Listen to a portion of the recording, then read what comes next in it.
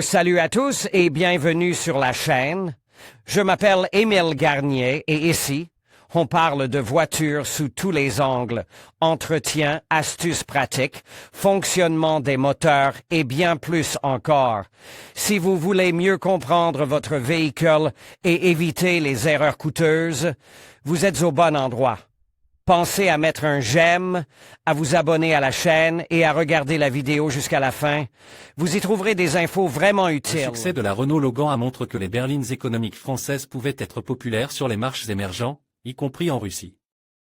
PSA ne pouvait pas ignorer un segment aussi fertile, mais il s'y prépare à ses débuts pendant assez longtemps, si ce n'est pour considérer la première tentative comme une ridicule Peugeot 206 sedan. En conséquence, une réponse symétrique à la Logan n'est apparue qu'en 2012, la Peugeot 301 a été présentée, ainsi que sa jumelle, la Citroën C. Ces voitures sont absolument identiques d'un point de vue technique, de sorte que tout ce qui suit s'applique entièrement au modèle de Citroën. Elles sont construites sur la même plateforme PF1, qui a été lancée par la Peugeot 206 à la fin des années 90 et poursuivie par la Peugeot 207, Citroën C3 Picasso et de nombreuses autres voitures, y compris les Opel modernes. Les berlines devaient attirer les acheteurs avec une longueur descente de 4,44 mètres pour la catégorie, de l'espace à l'arrière grâce à un empattement de 2,65 mètres, ainsi qu'un coffre de 500 litres. Et, bien sûr, n'importe quel design. À la Nissan Almera, fabriquée à partir de Logan, le couple français n'a pas atteint ni par la longueur, ni par l'empattement, mais l'espace et le volume tout de même offert descend. Mais revenons à Peugeot.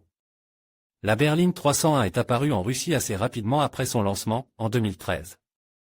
L'atout de la 301 par rapport à la C était le moteur diesel, Citroën l'avait aussi, mais il n'était pas proposé en Russie. Les voitures nous ont été amenées d'Espagne, et ils n'ont pas beaucoup pensé à la localisation à Kaluga, elle devait être justifiée par les ventes. Mais les ventes n'ont pas bien marché. Tout d'abord, les prix étaient trop élevés. Pour la 301 de base, ils demandaient 450 000 €, mais la voiture dans une configuration descente avec un moteur 1,6 coûtait déjà 600 000 €, et le diesel dans la configuration supérieure 680 000 €. D'autre part, la concurrence dans la catégorie était forte et le nouveau venu n'a pas réussi à ravir l'audience des leaders de longue date. En conséquence, les ventes annuelles se sont élevées au mieux à quelques milliers de voitures. En 2015, les prix sur le marché en grimpent, et la 3 cents à importer commence à coûter entre 5 cents et 800 000 €. Le moteur diesel avait déjà été retiré de la gamme à ce moment-là, et le nombre de configurations a été réduit. En 2016, la berline a fait l'objet d'un restylage dans le monde, et dans notre pays, elle a finalement quitté le marché à ce moment. Là, il ne restait plus que les voitures de la configuration supérieure à vendre à un prix inférieur à 1 million de roubles, sans tenir compte des remises. En général, la Peugeot restylée est introuvable sur le marché secondaire. En outre, les livraisons à la Russie se sont arrêtées après 2014, de sorte que la quasi-totalité du marché est constituée de voitures fabriquées en 2013 à 2014. En raison de la faible popularité du modèle, le nombre de voitures sur le marché secondaire est faible, au moment de la rédaction du présent rapport, 90 exemplaires étaient en vente sur Avito. Est-il difficile de trouver une bonne variante avec un assortiment aussi rare? En ce qui concerne l'état de la carrosserie, il est un peu difficile de trouver une voiture avec une peinture d'usine. D'une part, il y a la galvanisation, et les éclats de pierre peuvent être peints. D'autre part, la peinture est fine et assez fragile, et les éclats rouillent rapidement. En outre, elle n'est pas sans particularité, et les principaux problèmes, caractéristiques, de la Peugeot 301 sont la corrosion des fixations. Les portes rouillent le long du bord inférieur, gonflent sous le mastic d'étanchéité et se renversent avec une corrosion lâche dans la zone de la boulonnerie. Au cours de l'inspection, vous pouvez regarder sous les joints et examiner l'ouverture de la porte pour voir s'il y a des frottements. Compte tenu de l'épaisseur de la couche de peinture, des problèmes sont possibles ici aussi. Le capot souffre non seulement de l'extérieur, mais aussi de l'intérieur, et il convient de l'inspecter soigneusement afin d'évaluer la qualité d'une très probable remise en peinture. Il en va de même pour le couvercle du coffre, les côtes extérieures et intérieures, ainsi que le bord inférieur, doivent faire l'objet d'une attention particulière. Les joints entre les pare-chocs et les ailes peuvent présenter des problèmes mineurs, surtout si les pare-chocs ont été enlevés. Bien entendu, les arches et les seuils doivent être inspectés avec vigueur, les pierres et les sablages endommagent facilement ces zones, et tous les propriétaires ne les réparent pas et ne les protègent pas correctement. Le bord avant du toit n'étant pas galvanise, il est tout à fait possible de rencontrer des taches rouges et même des bulles sous le pare-brise. Mais il est rare de rencontrer tous les problèmes à la fois, et les propriétaires connaissent généralement les points faibles et essaient d'éliminer les défauts à temps. Il ne faut donc pas avoir peur des éléments repeints, c'est mieux que de lutter soi-même contre la rouille. On pourrait penser qu'en raison de la popularité relativement faible du modèle, les pièces de carrosserie qui lui sont destinées seront exclusivement originales et coûteuses. Cependant, il y a deux bonnes nouvelles, ces deux hypothèses sont fausses. Premièrement, il existe des options tierces pour les pièces les plus courantes et deuxièmement, même les pièces d'origine sont souvent très abordables. Oui, il y a des positions typiquement difficiles comme le capot, vous ne pouvez pas trouver d'analogue pour lui, et l'original coûte 30 à 35 000, ce qui est bon marche par rapport à l'original, mais cher par rapport au modèle. En revanche, l'aile avant d'origine ne peut être achetée que pour 9 à 12 000 euros, et des substituts sont proposés pour 5 à 10 euros. Le pare-choc avant n'est pas non plus très cher, 15 à 20 000 euros pour l'original et 5 à 15 000 euros pour les analogues. Même le pare-brise avec le marquage Peugeot peut-être trouve pour 10 à 12 000, et les alternatives coûteront 6 à 8. Les phares halogènes surprennent également par leur prix, l'original est disponible pour 15 à 20 000 euros, et il existe des substituts dans une fourchette de 6 à 25 000 euros. Les feux arrière, quant à eux, sont encore moins chers, les feux, de marque, peuvent vraiment être achetés pour 7 000 euros. Par rapport à d'autres voitures étrangères à budget limite, dont la carrosserie doit être achetée soit sur commande, soit à un prix élevé, la Peugeot 301 est presque un exemple d'imitation. Cependant, il faut tenir compte du fait qu'il est pratiquement inutile de chercher des pièces sur les sites de démontage étrangers. En Europe occidentale, le modèle n'a tout simplement pas été vendu, en Europe de l'Est, il n'est pas très populaire non plus, et c'est autres marches cibles comme la Chine, la Turquie et l'Amérique latine sont trop éloignées. Et même en Russie si la carrosserie peut encore faire peur, les trains roulants sont, comme on peut s'y attendre, simples et bon marche. La plateforme populaire et l'unification font leur travail, et les suspensions sont aussi simples que possible, MC Ferson à l'avant et à poutre à l'arrière. Le levier avant en forme de L, par exemple, convient à de nombreux autres modèles, y compris les berlines 207 et 208, et ne coûte que 5 à 7 000 euros pour l'original, tandis que le levier non original complet avec un roulement à billes sur rivet est proposé dans un large assortiment au prix de 3 à 12 000 euros. La bille, bien sûr, peut être réparée séparément, dans l'ensemble Peugeot, elle coûtera 1,5 à 2 000, ce qui est peu coûteux, et dans un autre à partir de 600 roubles, ce qui est encore moins cher. Les silent blocs du levier sont également disponibles séparément et sont peu coûteux.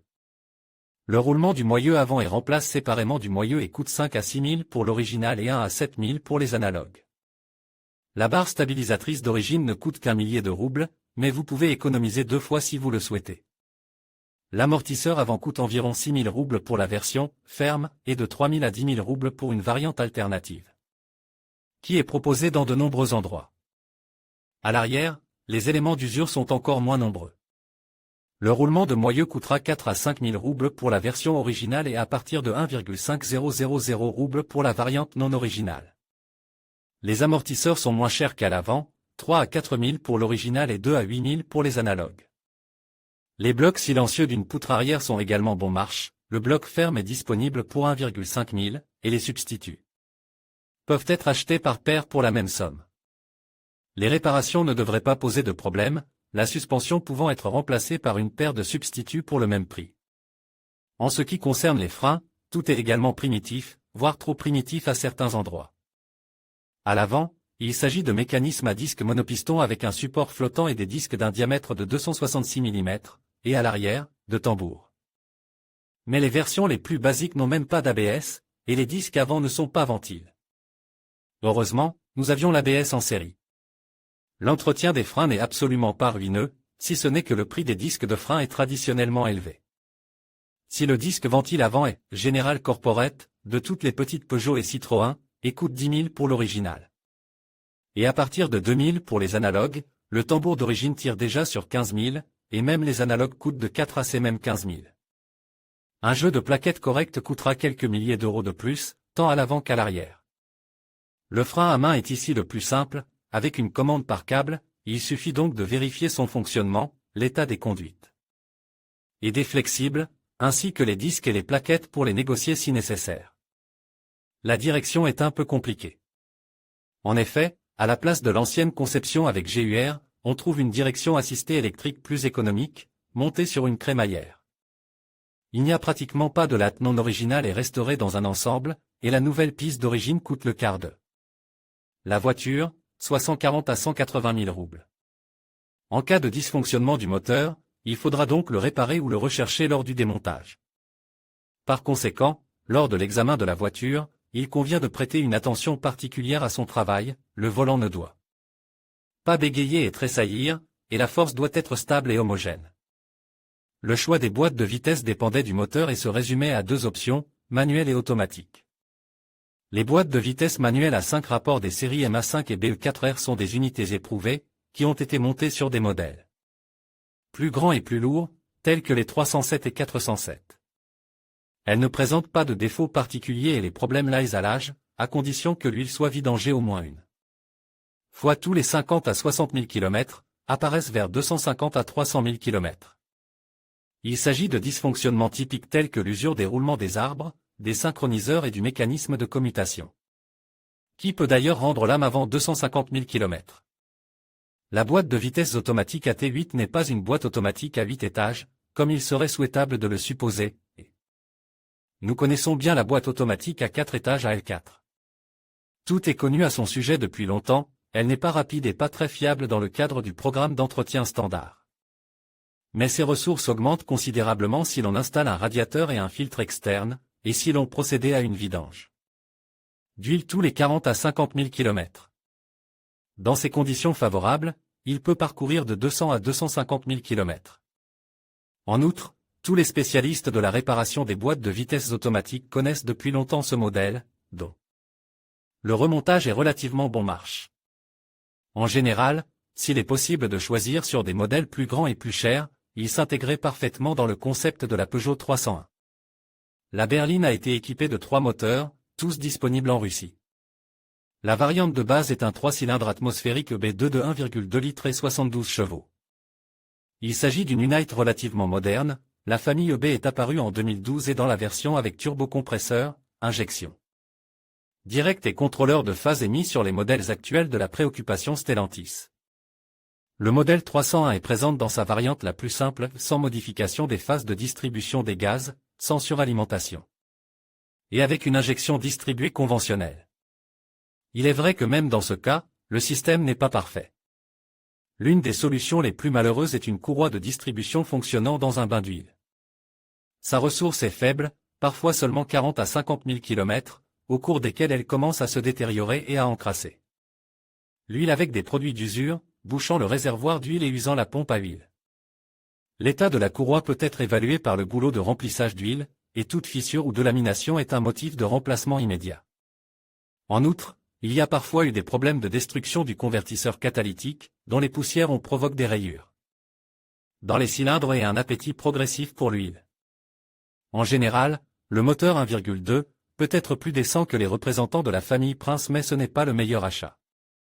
Mais le moteur TU5 à 4 cylindres de 1,6 litres, d'une puissance de 115 chevaux, n'est pas en reste. Sur les 301 essais Élysée, il pourrait être appelé EC5, mais il s'agit essentiellement du même vieux moteur français avec un bloc en fonte, une distribution par courroie et une injection distribuée. Dans la version EC5, il a été, compliqué, par un régulateur de phase sur l'arbre d'admission, dont le remplacement peut nécessiter 18 à 20 000 roubles, mais pour le reste, le moteur reste simple et très fiable. Il convient de surveiller la propreté du système de refroidissement et le fonctionnement du système de ventilation du carter, ainsi que l'absence de fuite et l'état des catalyseurs, mais il s'agit là de tâches élémentaires et typiques. Avec un bon entretien, ce moteur peut parcourir 250 à 300 et plus de 1000 km avant que ne commence à se manifester une consommation d'huile due à des bagues coincées ou à des guides de soupape-use. Cela peut toutefois être considéré comme un petit problème, qui peut être résolu à peu de frais. La troisième variante était un 4 cylindres turbo-diesel de 1,6 litres et 92 chevaux. Il a un indice des vessies DTED, possède 2 soupapes par cylindre et une distribution par courroie, mais n'a pas de filtre à particuler. Encore moins d'injection durée. En général, d'après la description, le moteur diesel est presque idéal en termes de simplicité et de fiabilité, et dans la pratique. Il justifie tout à fait ces conjectures. Les ressources des pistons sont stables, la synchronisation est fiable et les défaillances potentielles sont habituelles pour un moteur.